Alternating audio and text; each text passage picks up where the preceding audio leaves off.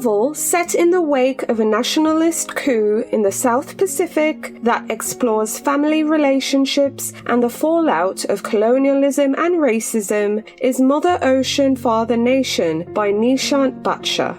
Mother Ocean, Father Nation centers an Indian family from a fictional Pacific island, and their lives are upended when the leader of a coup sets the native Christian population on the Indians and violence ensues. The siblings at the center of the novel are split apart when the only daughter and intellectual standout, Bhumi, must escape to the United States to begin a new life. This leaves her brother Jaipal, who feels like the unnoticed sibling, and both her parents behind. Both Jaipal and Bhumi, though separated, lead complicated and difficult lives, but they both seek a path to find a home once again. Mother Ocean, Father Nation by Nishant Batsha is being published by Eco Books, and it's a compelling novel about the meaning of home and belonging you really don't want to miss.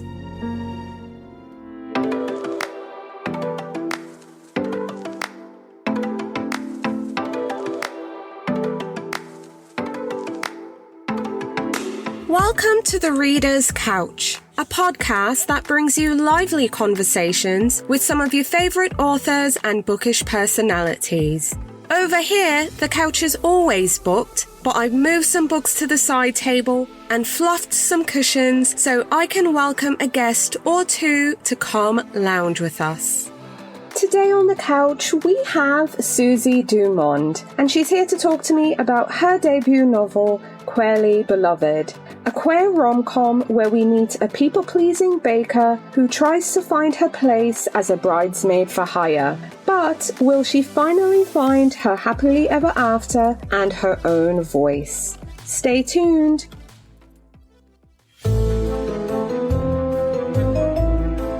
For cozy mystery readers who also love home improvement shows, you need to add Renovated to Death by Frank Anthony Polito to your reading list. In Renovated to Death, we meet writer P.J. Penwell and his partner, actor J.P. Broadway. The couple have moved from New York City to the Detroit suburb, where they host a home improvement show called Domestic Partners. In desperate need of a house to restore for their second season, Tom Cash offers to let them use his parents' house that's been sitting empty for years. But when PJ and JP stop by to look the place over, they find Tom dead at the foot of the stairs. Was it an accident or was it murder?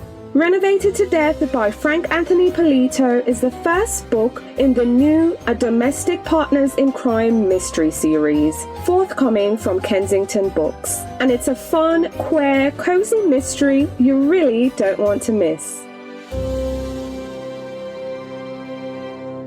Hi readers, welcome again to the Reader's Couch. I'm your host, Victoria Wood, and here on the couch with me is Susie Dumond, and she's here to talk to me about her debut novel, Queerly Beloved. Please welcome to the couch, Susie.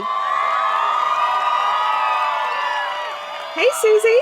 Thank you so much for having me. I'm very excited to talk about my book and Love Biblio Lifestyle and the Epigraph Literary Festival, so very thrilled to be here. Yay! I was so excited that you could be a part of the festival. We had a great time that weekend, and I'm just so happy we can follow up to talk more about Queerly Beloved. But before we get into the details, you know, your book's been out there for a few weeks now. I mean, how are you feeling? How excited are you on a scale of 1 to 10?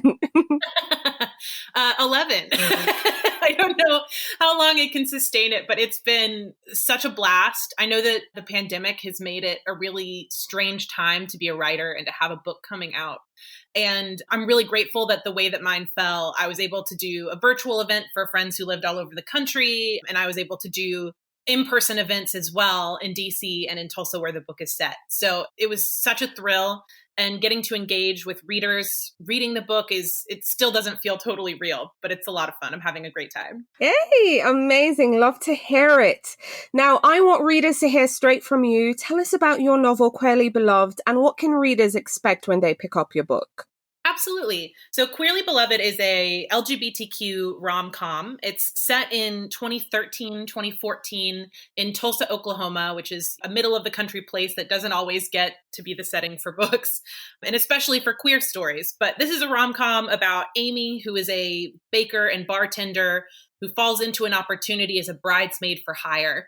So in this time that's before same-sex marriage is legal in the US, she's engaging with all of these weddings. She loves celebrating love, but at the same time, she doesn't feel like she can really be a whole part of it because she herself is a lesbian and feels disenfranchised from weddings. It's got some serious stuff going on there, but she's falling in love with this new lesbian to town, Charlie, who's an engineer and in a lot of ways, Amy's opposite, and makes her want to be a little bit more confident in being herself.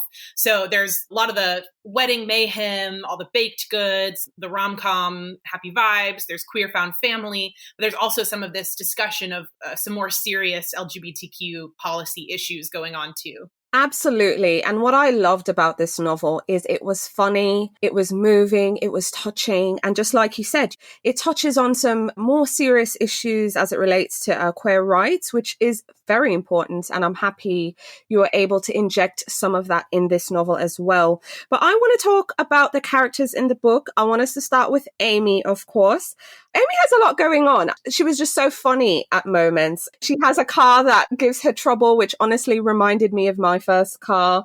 You know, you're wondering, okay, is it going to stall on me today? She's working exhausting shifts, long shifts. She's working as a bartender at this dive bar. She's also a baker at a Christian bakery, quite conservative, but she's working really hard. So she's working at this bakery. She's a bartender. So tell us about Amy, who she is just as a character, as a person, and what's going on in her life before the change in her employment and her emotional life as well. She's definitely that early 20s gig economy, struggling to make ends meet, but also, trying to figure out what her life looks like and where she wants to go from here. We know that she was a theater major in college, so she had some kind of dreams of this, but she loves Tulsa. She doesn't want to leave Tulsa, and she's not really sure, if she's not willing to move to New York and make a career of it, or doesn't feel like that's her path, then what happens now? So that's kind of where we find her, is a little bit lost. She's worked in the service industry, but now she's working at a very, like you said, conservative religious bakery in Tulsa, where she's closeted by day. So she loves baking. It's a big creative outlet for her. And it's always been, baking is what she does. It's her happy time. It's what she does when she's stressed or overwhelmed or scared. So being able to develop those skills at this really amazing bakery where she can learn all of these new skills is wonderful. But in order to be able to get by there, she has to hide behind this, her Amelia persona, her kind of straight Christian baker that gets along in this workplace. But by night, she's working at this very grungy, hole in the wall lesbian bar called Ruby Red's, that it's just a dive bar full of all of her friends and the people that she loves all the time. It's got these very horribly tacky Wizard of Oz decorations everywhere, but it's the kind of place that scares you off if you aren't looking for this particular queer family experience, but becomes very familiar to the people who love it. It almost feels like her life is divided in two between these two places. She was raised by a single mom who is supportive of her being queer and loves her no matter what, but her extended family is not so comfortable with her queerness, and it's caused some rifts. So I think that at heart, she's a people pleaser. She wants to make people happy. She wants people to like her. She wants to be able to fix problems that people have. But a lot of the time that means hiding some of her genuine self in order to make other people happy. And that's something that she's struggling with for a good portion of the book. Right, absolutely. So also in the book is Charlie. So tell us about Charlie and who she is and the connection with her and Amy. So Charlie, in the very first chapter of the book, she comes to the bakery and she meets Amy at the bakery. And she's new to Tulsa. She also grew up in the South in Texas, but her experience is quite different from Amy's. She also is a lesbian, but her family is all very supportive. She's very confident in who she is and in what matters to her. And she has a very strong sense of self that she does not hide depending on where she is and who she's talking to. And that's something that strikes Amy pretty immediately. And Amy, she walks in and she's Amy's lesbian dream girl. She's a little mask of center, she's described as in the book. She's short hair, wears a lot of suits, very fashionable. And Amy presents as like a little more middle to femme, depending on where she is and who she's trying to impress. Although I don't think that Amy super knows at the beginning of the book what her like sense of style and self is. So being able to see that confidence in Charlie is really attractive to her. Absolutely, for sure.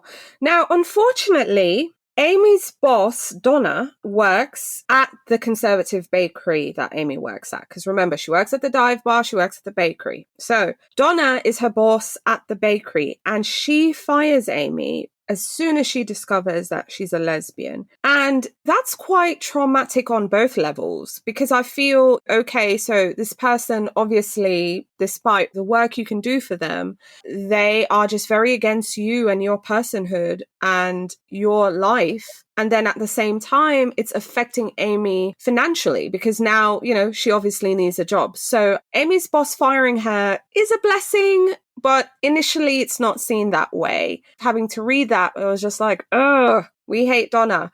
So tell us about Donna and just what happened with Amy in that moment. Yeah, that's definitely the toughest scene in the book, I would say, to read, because Amy does get fired and she goes through a lot of emotions in this moment because she has been closeting, and like in that part of it, she feels kind of guilty that it's her fault that she's been hiding who she was when she should have been like proud from the beginning, and that she allowed herself to get into this situation is really hard. But Donna is like, she manages this bakery. Her husband, he's involved in politics in Oklahoma and is very conservative and pretty well known. Ultimately, she finds out that Amy's queer and she pulls her into her office and she says, basically, like, go to conversion therapy. You can't work here. You're not like family friendly. It was hard to write. It's hard to read.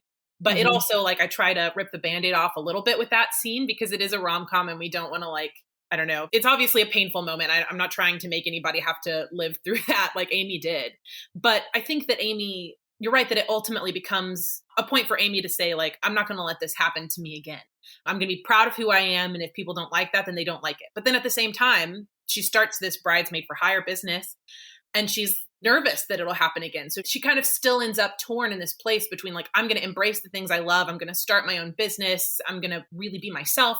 But on the other hand, she's nervous to come out to these strangers because she doesn't want to put herself back in that situation that she had at the bakery. So that's some of the tension that goes through a lot of the book. And I think a lot of that is set up by that moment at the bakery. Yep, absolutely. So I'm really curious, Susie. We've kind of gotten into the book a little. I really hope readers get a flavor from it. But what I want to know is what inspired you to write Queerly Beloved? Give us some behind the scenes details on your thought process or just a spark for you telling this story. And also, I noted what you said earlier about setting the book in Tulsa. So I'd love to know your inspiration for the novel, but also your reasoning behind setting the novel there. Absolutely. So I grew up in Little Rock, Arkansas, which is about a 4-hour drive from Tulsa. But I moved to Tulsa for college and ended up staying there for a few years afterwards because, I mean, I never thought that I would want to stay in that area of the country. I always wanted to move to Chicago or New York or just like get out. But I've had a long personal journey of growing to love those places that really shaped me, even if there were things that were hard about growing up queer in those places. Little Rock is the city that my parents chose, and I still love it in a lot of ways. But Tulsa is the city that I chose. When I went to visit there looking at colleges, I just fell in love with this. It's got this gorgeous Art Deco architecture. It's got this amazing history, some really cool parts of town and interesting restaurants and art scene. I just really fell in love with Tulsa, and it's the place where I met my wife who grew up in that area.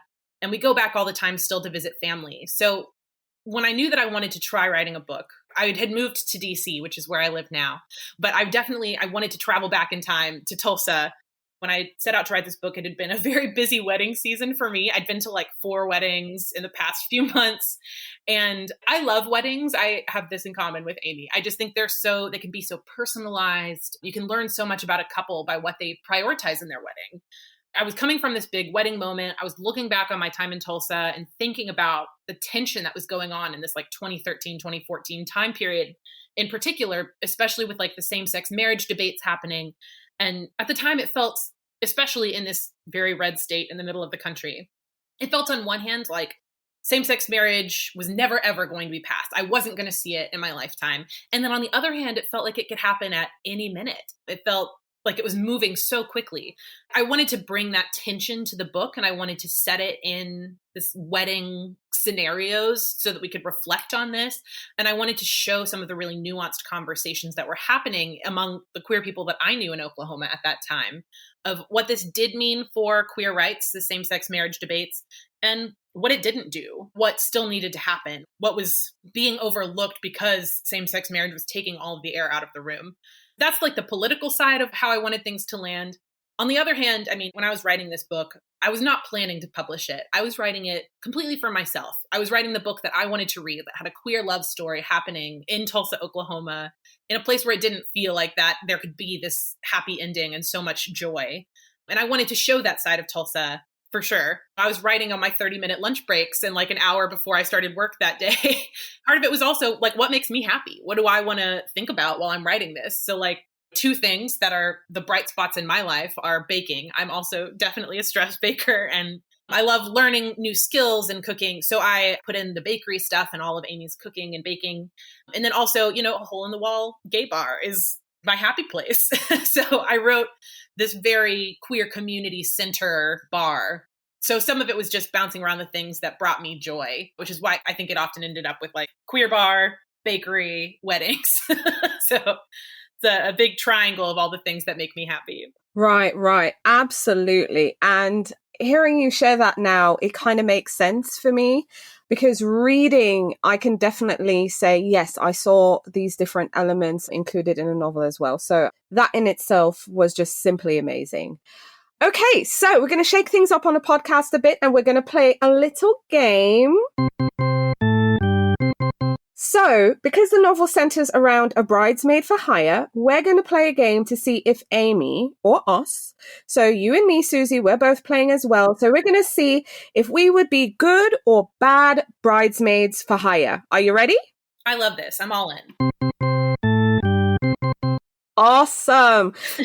All right. So, as a bridesmaid for hire, would you help to plan travel and hotel accommodations for you and your plus one and the bridal party? Or would you prefer to go shopping with the other bridesmaids for dresses, shoes, suits, just any accessories that are needed?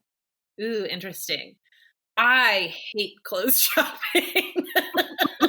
So I mean, like planning travel for a group doesn't necessarily sound like my idea of a fun Saturday, but I do think that that's probably what I would go with. But we do see Amy going dress shopping in the book in one of the scenes, and she's a natural. So I think that Amy, she'd be great at either. I don't think that she's traveled extensively, so maybe she would be a little uncomfortable of planning all of those different elements.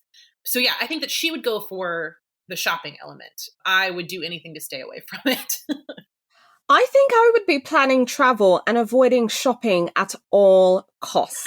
So, yeah, no shopping for me, but I will help with travel. Okay, so if we're bridesmaids for hire, are we going to be more supportive to the bride, or are we going to be working more with the maid of honor? So if you're a bridesmaid for hire, I mean, then obviously the bride is the one paying you. So my instinct is to go with the bride. But, you know, hopefully their interests are aligned. I would hope that doing something to make the bride happy would also help the maid of honor, perhaps take a little stress off of their plate. So yeah, I think both I and Amy, if it's a bridesmaid for hire situation, we're going with the bride. And even if you're not for hire, I mean, it's the bride's special day. So even if they're being a bit of a bridezilla, then indulge them. It's their one chance. Yes, indulge them for sure. So, okay, we're still in the pre-planning stages. Are we helping to plan the bridal shower, the bachelorette party, and or rehearsal dinner? Or are we just going to show up and attend all the parties? What are we doing? I think Amy's there for all three. Amy is into every part of it. I think she's a little uncomfortable with the bachelor and bachelorette parties, which is fair. They can get a little ridiculous, and some of them do in the book. I think I feel like the bridal shower is kind of a weird, outdated thing for me. I don't love those. I like a rehearsal dinner because it's like the excitement. You know, the wedding is right around the corner and you're seeing everybody getting there and getting ready to go. So I think if I had to choose, I would go with that one. Amy's in for all three, but she might choose the bridal shower more than I would. What about you? I think I would go for the rehearsal dinner. I love rehearsal dinners. I love dinners in general. I'm the girl you call when you want to plan a dinner party. Okay. So I think, I agree with you. I think bridal showers are a bit outdated. I mean, if you want to have it, great. I would probably be uncomfortable at a bachelorette party. It's just not, I mean, both sides, both bachelor and bachelorette, because I've been invited to both. And it's just, I'm just like, no, this is not for me. So I would help plan, organize, and of course attend the rehearsal dinner. Yeah, I will say that bachelor and bachelorette parties, if it's like your friend group and you know everybody there, then like, sure, that's a blast. That's just a chance to have a good time with your friends. But it's a little more awkward if you don't know the whole group and you're bringing together some weird groupings of people. And bridal showers, I mean, how many different occasions do you have to buy presents for? Like at some point, haven't you already bought them all of the like china and toasters that they need? I don't understand those. Exactly. And that was my next question. Do we buy gifts for all three? This kind of reciprocal thing about weddings that starts to get uncomfortable of like, oh, I'm trying to buy enough gifts that it pays back the amount of money that the bride and or grooms spent on me at their wedding. So like if they have a very expensive wedding and they have this very fancy dinner and they spent all of this money, then I'm like feeling like I should spend, a couple $100s on a gift. Gift giving is not my love language. I'll be honest here. I think that definitely like a gift is worth it for the ceremony. Bridal showers, like especially if you're getting invited to more than one, like come on, how much money do you expect people to have for gifts?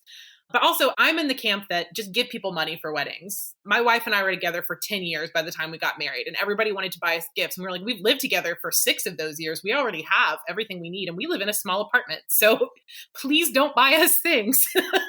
So I think it's time for us to move past the cultural taboo on giving wedding money as a gift. I agree. I'm here for money. Let's contribute to something that you can take that money and pay down towards. So for some folks, if they want to, I support, what do you call those, honeymoon funds? Yeah.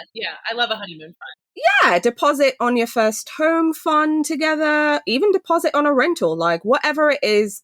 I agree with that. I like that. As gift giving goes, yeah, I'm not buying you a gift for all three. I'll just buy you a really nice gift for the ceremony, and that's it. Yeah, I think that's the right call. Yeah, but I also agree with you. There's this taboo about giving money. No, let's give money and then they can get what they need or put it towards something more meaningful. For sure. Okay, so that's it for pre-ceremony. Now we're getting ready. It's game day. Are we going to be prepared with dresses, suits, shoes, accessories, whatever? Are you double checking, triple checking? Or are you more focused on keeping the bride calm and happy? Oh, I'm all about the bride. In this situation, I mean, like, I'll look cute enough. Amy will look cute enough. I think that Amy and I agree on this. If you're spending all of your time making sure that you look incredible, then like that's not what the bride wants. The bride wants to be the best looking one there and to have everything else of the day going off flawlessly. So I say make sure you don't look a mess, but I think the bride is number one. Yep, absolutely. So are you the person, because we're bridesmaids for hire, so are we the person who volunteers to be in charge of the snacks? Because look, people are going to need some snacks to eat. Either it's during makeup to calm nerves, something, or are we more focused on lending a hand to the maid of honor because she's going to be doing a whole bunch of coordinating? So are we going to be working with her, or are we going to be in charge of the snacks and maybe even having an emergency kit on hand? Ooh, okay. I am all in on the snacks. I love planning the snacks, and I think there are a lot of things you take into consideration here. Like, you don't want something that's going to spill. You don't want something that's going to leave a bunch of crumbs on anything or leave like dust on your fingers. So I would take my job very seriously of choosing the cleanest snacks, least likely to ruin the day, and also make everybody have the energy they need. And an emergency kit. Oh, I love an emergency kit, thinking about what all could go wrong. I think that Amy would make a judgment call because this is not her first bridesmaid for hire rodeo. So I think that Amy would take a look at the maid of honor and see how competent she believes that person to be. And if that person looks like they could use her hand, I think Amy would be right there. If that person has it together, then I think she would go for the snacks and the emergency kit. Absolutely. And emergency kits can involve all kinds of things because someone might have a loose button. You got to have a little sewing kit. Someone might have stains, cue stain removers, even though Susie and Amy will make sure that the snacks are the cleanest as possible, being mindful of crumbs. So I loved you saying that. So, okay, now we're at the ceremony, and most weddings have children.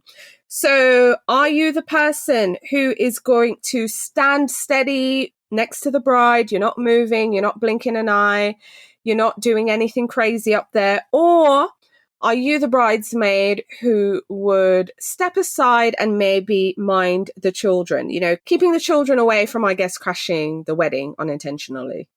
I, Susie, am the person who would be by the bride's side and doing my bridesmaid's duties and letting the kids do their kid things and their parents making sure that they don't cause any major damage to anything. I think Amy can kind of fly on both sides of that. I think she sees what needs to be done, and that's where she steps up and she can make it work. I hate to step in and wrangle children without being asked to do so because I feel like parents have too many people telling them and their kids what they should be doing. So I try and stay out of it. True, absolutely.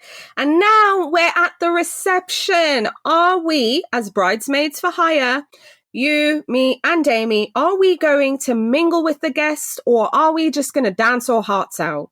Ooh, I personally have a bad leg, so I'm going to mingle. Maybe step in for one dance the best I can. Amy, I think will get the party going. She's going to make sure that the dance floor is hopping and that people are out there. And then she'll step out and mingle with the people who look like they could use a little mingling. Yeah. What about you? I would be volleying between both. So I want to dance my heart out, but I'm going to mingle, talk to a few people. If I see a wallflower, I'll go over, or someone, just seems a bit alone. Yeah, I'd be volleying between both. You'd make a great bridesmaid for hire, Victoria. Yes. Maybe if this career doesn't work out, I can consider that one. Okay, last one. Are we going to ensure that the couple eats? Because, they're taking pictures, they're mingling with guests, they're this, they're that. Are you going to make sure that they actually sit down and eat? Or are you going to be the person who is helping the maid of honor maybe pay tips to vendors, making sure everything goes all right at the end of the night? What are you doing?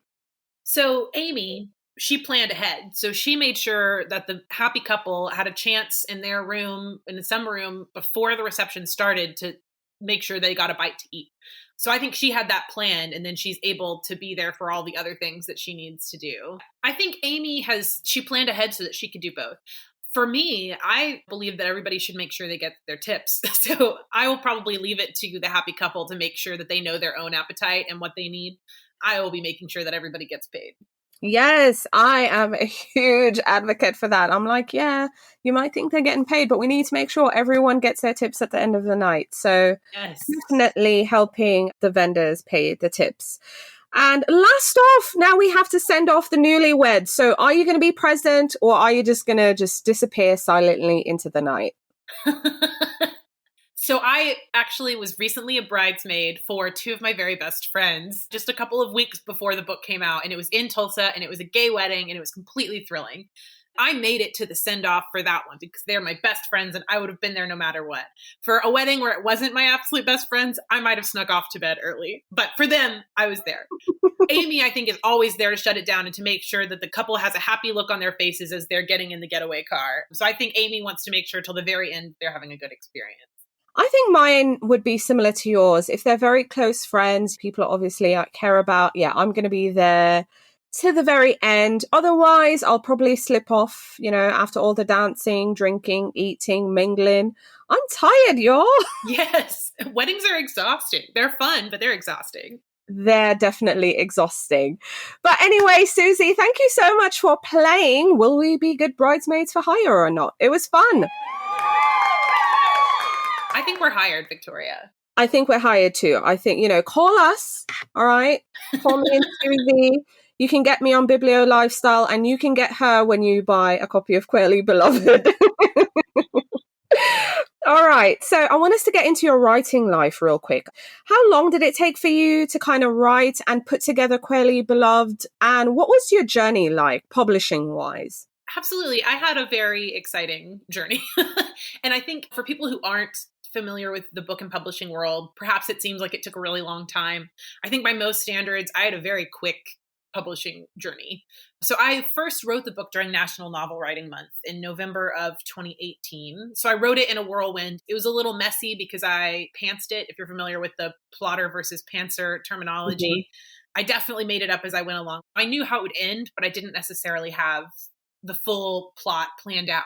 So it was a little messy. I wasn't planning to do anything with it. And then in January of 2019, I broke my leg and I couldn't touch it to the ground for months. So I was on the couch and had nothing else to do. So I was like, well, I might as well dust off this manuscript and see if I've got anything. So I did some editing on it for a couple of months.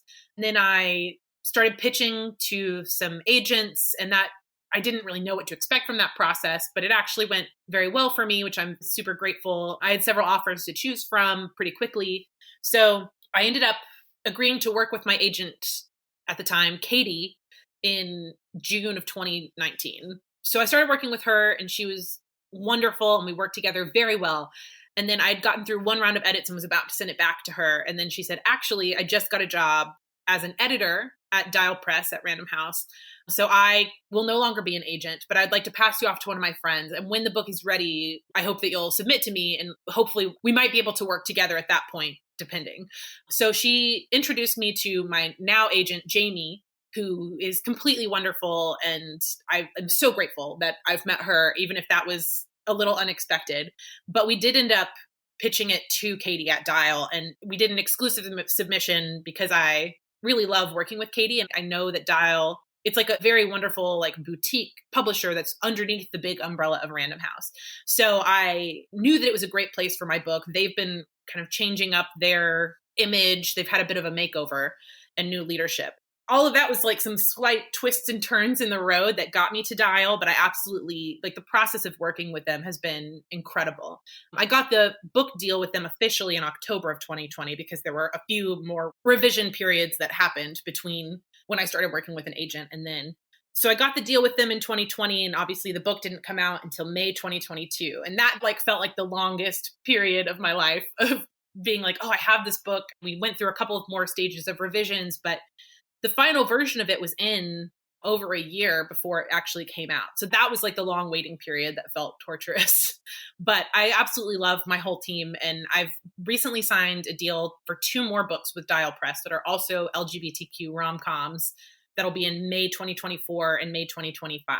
I couldn't be more excited to continue working with them. And I'm most of the way through my next book. I love it so much. I'm very excited about it.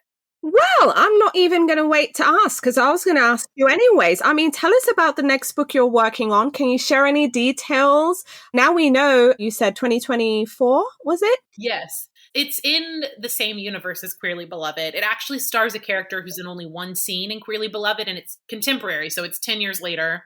And basically, we're seeing this queer woman who's fresh off of a breakup. She moves to New Orleans and she really wants to find her soulmate and start a family. So she decides to go on this challenge to date one person of each astrological sign in order to find out which sign is her most compatible match. It's a very kind of New Orleans mystical astrology ride. And I just actually knew what I was doing this time, having gone through the process. So the writing process has been smoother in a lot of ways because I actually understand what to expect. But it'll be spring 2024. Amazing. I'm super excited. Can't wait to read. I'm going to really try and just keep my fingers crossed and say, hey, can I get an early copy? I want to sneak in. So yay, I'm looking forward to that. That's amazing. But I want to know, what would you say, because it's very interesting you mentioned that writing this second book, you learned a lot from your first book, so it's a lot smoother. So what would you say is the most difficult part of your creative process now? So I think the thing that I had to learn, what was most difficult in revising Queerly Beloved, was thinking about this personal growth arc of the protagonist. In my first draft, it definitely was all these things were just kind of happening to Amy. She wasn't really in control, and I don't really know that it was super clear what she had learned from the beginning to the end. So that was trying to go back in and retrofit a personal growth arc for Amy was challenging. I love where she ended up, and I think that it became like one of the strongest parts of the book, in my opinion. But being able to go into the book and starting off with this character and saying like, this is where they are at the beginning and this is what they've learned by the end, definitely it helped with the creative process too, of thinking about what needs to happen, like what kind of conflicts can I throw in, what other people does she need to be introduced to that help her get to where she's going. So I think that made a big difference for me. I would say my creative process now, the biggest challenge is probably a little bit of perfectionism. You know, it's kind of the other side of having learned from the process once, that now I know what the copy editing process is going to look like. I know how they're going to fact check me on the other end. I know the kind of things and struggles that my editor is going to want to see, and like trying to get a perfect first draft. Everybody knows you can't be perfect on the first try, but it's hard not to try for that. And I do think that this book is going to need fewer rounds of revisions because of that eye for what's coming.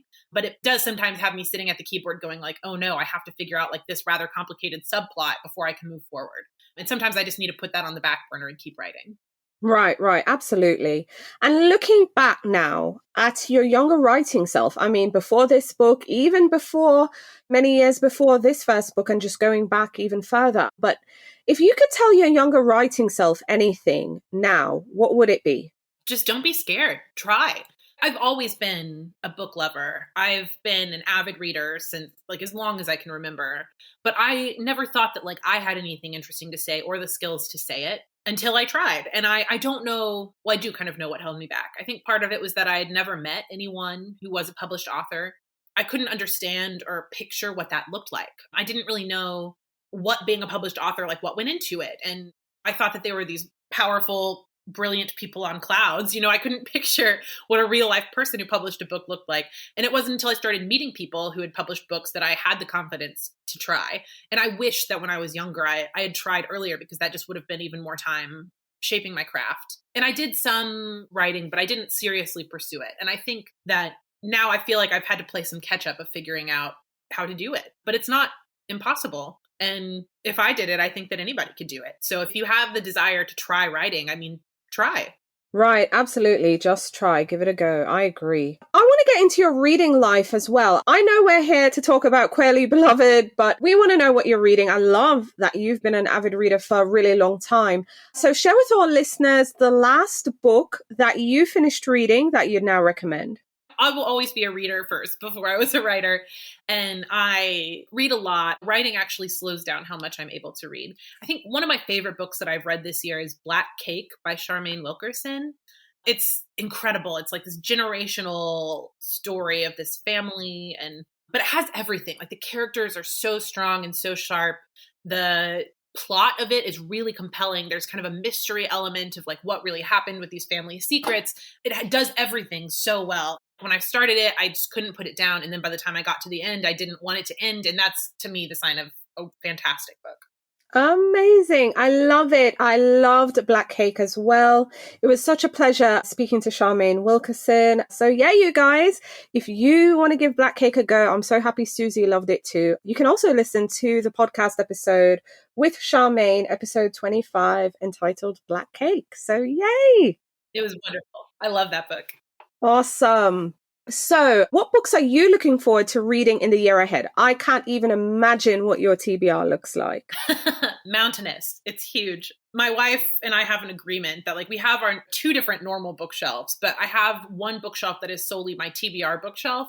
And I get advanced copies because I also write for another book blog. And so our agreement, I get a constant supply of new books. And our agreement is that if my books outgrow the TBR bookshelf, then I have to cull them. Like there's a point at which I have to accept that I'm not going to be able to read every single book that I'm sent. I'm constantly having to say like, okay, I have to make room for two more books. So there are two that I have to give up on, and it's devastating.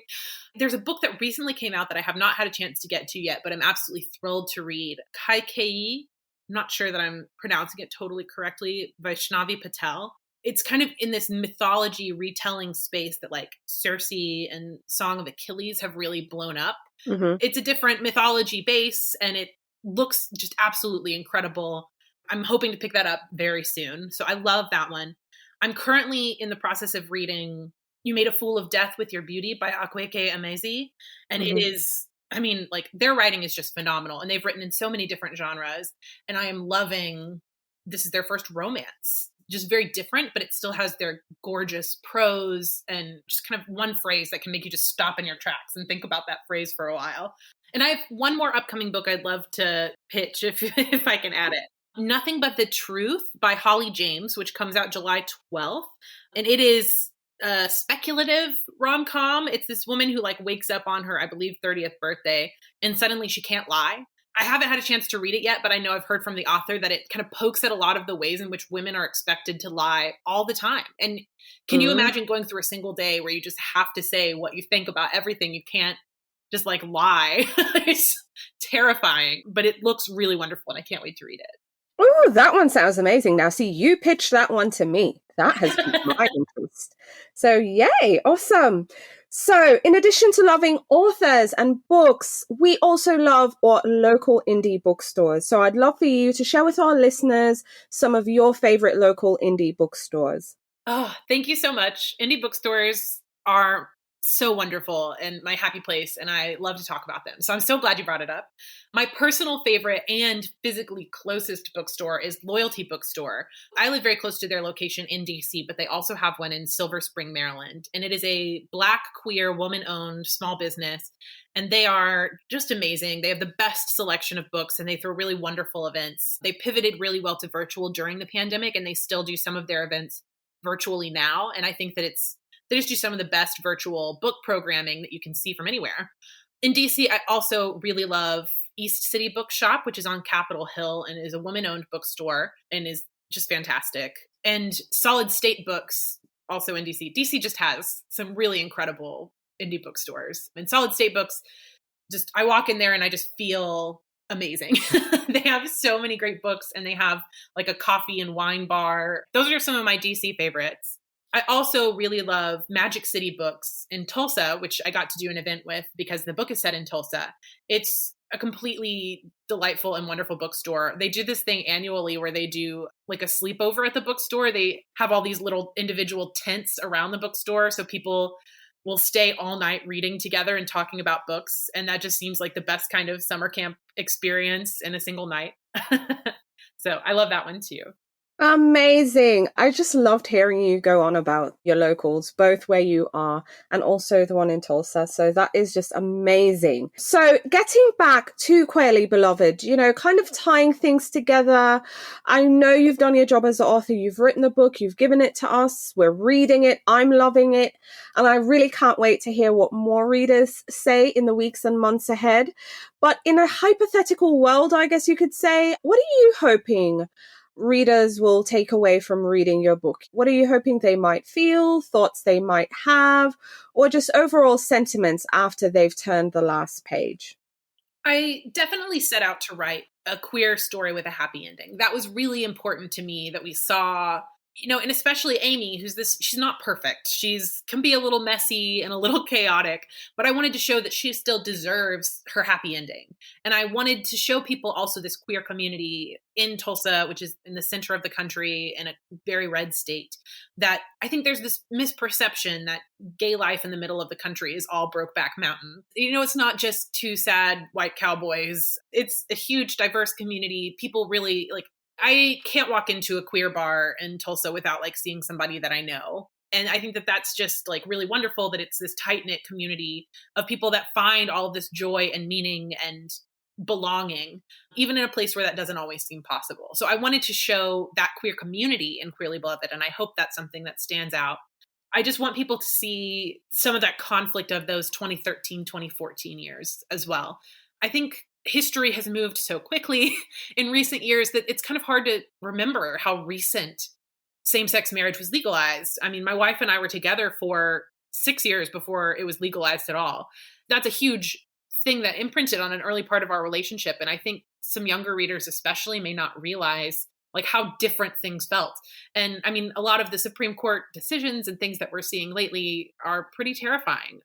Hopefully things won't be rolled back. All we can do is really hope for the best and try and get engaged in the ways that we can with our politics. But I wanted to show that this wasn't that long ago and things were very different. And even if there were some complicated parts of the conversation around same-sex marriage, I want to show that it had its purpose and it did make a difference for a lot of people. Right. Absolutely. Well, Susie, thank you so much for writing and giving us this novel, but also thank you so much for coming on the podcast and speaking with me. It's been an absolute pleasure. Thank you so much for having me. It was a blast, and I hope to be back for the next book soon. Yay!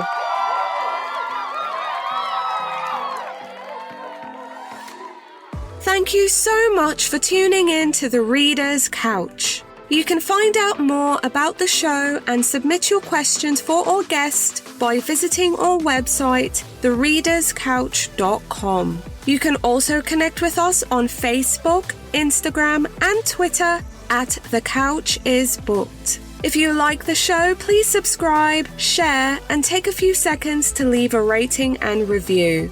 Next week, I'll be back with new guests, more books, and some fun games we can play. But until then, stay lounging, stay reading, and whenever you're in doubt, go straight to your local bookstore or library. Thanks for listening, and happy reading.